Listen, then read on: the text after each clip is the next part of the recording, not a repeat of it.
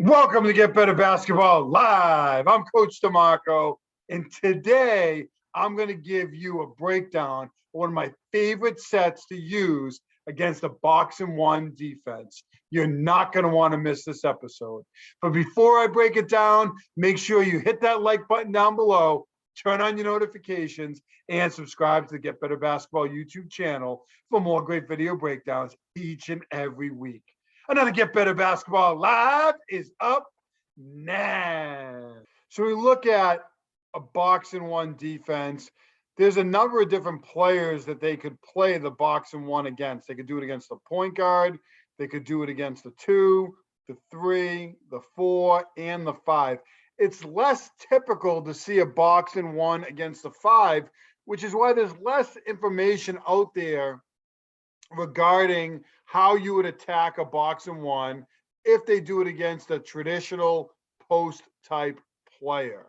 So what I'm going to show you here with this double against the box and one is a way that you can attack box and one defenses when they put the emphasis on your post player. So it's going to start with one passing over to 2. Now, when that happens, that should cause this X player to walk out on the wing to cover this player.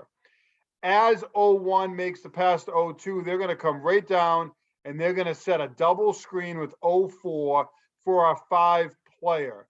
Now, one of the things about a box and one, and depending on the level, but especially at the lower levels, is they really try to keep the integrity of these 4 box players as much as possible. So this player is kind of zoning up in this area.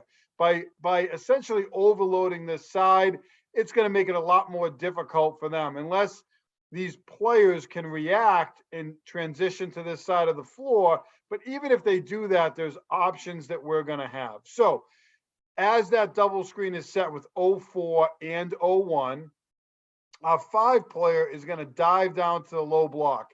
If it's a really athletic 5, they could come high to the high post area because this player is going to come out to 0-2. So they could exploit the elbow area, catch and shoot, one dribble, attack the basket, depending on who comes up to them. Maybe their player recovers, head fake, attack the paint, left or right.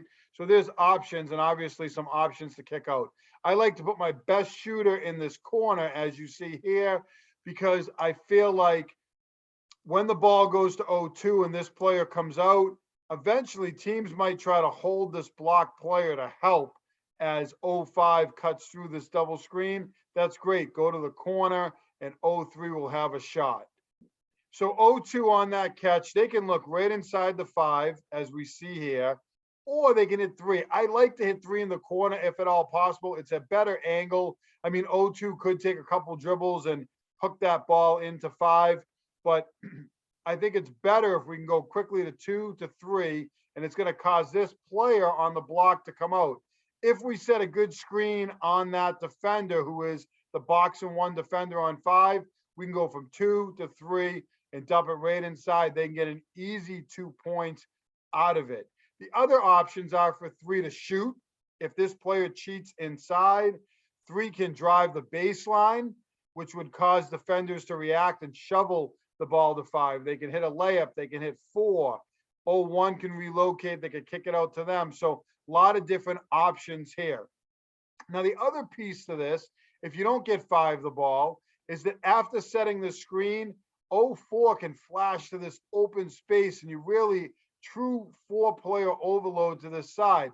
So as players react to 0-5, 0-4 can replace to the elbow or even a little bit lower, and 3 could certainly hit them. And then 1 could relocate to this weak side wing.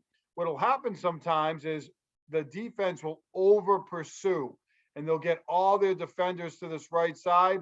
We reverse it back up to the top, and 2 can skip it across to 1, who should have a lot of real estate to attack the paint. They got 4 potentially sailing on the block. They got 5 on the block, and they have kick out options as well. The other thing that this 4-player can do after they screen, they can flash here as it notes in the diagram. They can also sail. As this player comes fighting through, the 4 can actually box out this player in seal, if 5 turns and shoots, or if 3 shoots a 3, they have inside position and they should have a good chance to get the rebound. Also on a baseline drive, they have their player sealed. It can be a nice dump off from the 3 to them for an easy layup. So pretty simple set. And, typically it's that one pass to the corner and you're in action. If it gets reversed and it gets skipped to the other side with this one player, I like to have the 4 hit the block, and I like to have the 5 dive to the high post area. And you might be able to get a quick look on this side or an attack from the 1. So really, this is an attacking based box and 1 offense.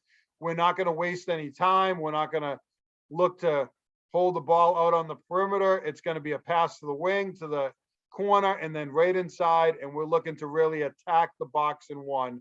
We don't want to let the box and 1 put pressure on us. We're going to put pressure on that defense. And a great way to do it, especially if they're trying to key on your post player, who's your best player, is to set this double screen and look to get them the ball. There's other alignments. You can go with the 1-4 high look out of this. You could also put the 4 on the block, the 4 on the low block, the 3 on the elbow, and not put them in the corner, and have 3 and 4 set a double screen on the block. Number of different options that you can use here. The bottom line is you want to try to take advantage of what they're doing with the box. And a great way to do that is by overloading a side of the floor. If your player's a lefty, you could certainly run this to the left side, but a lot of teams like to run it to this right side. And we have this triangle that creates advantages against the box and 1.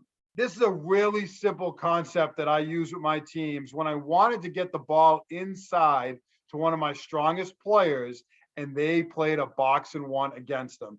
As I said, it's much more typical to see a box and 1 against a point guard or a really great scoring wing player. But some teams will go box and 1, especially at lower levels, but maybe at the high school level too, when you have a really strong post player. They try to really pack in the paint. Now, obviously, you can hit some shots from the perimeter, but you don't want to take your post completely out of the game. So setting this double screen is going to force the defense to react. It can open up shots on the perimeter. It can open up your 4-player cut into the middle, and it can certainly open up your 5-player on that cut to the high post or low block off the double screen. I love this set. It worked for my team, and I know it's going to work for your team too. If you like this set, then make sure you hit that like button down below, turn on your notifications, and subscribe to the Get Better Basketball YouTube channel for more great video breakdowns each and every week. As always, get better every day. If you don't have a brand new Dr. Dish all-purpose shooting machine, then you're missing out on a great opportunity to make your team the best shooters they can be. Mention hashtag GBetBBChat or the Get Better Basketball Chat for up to $300 off select Dr. Dish shooting machines. Don't miss out on this great opportunity.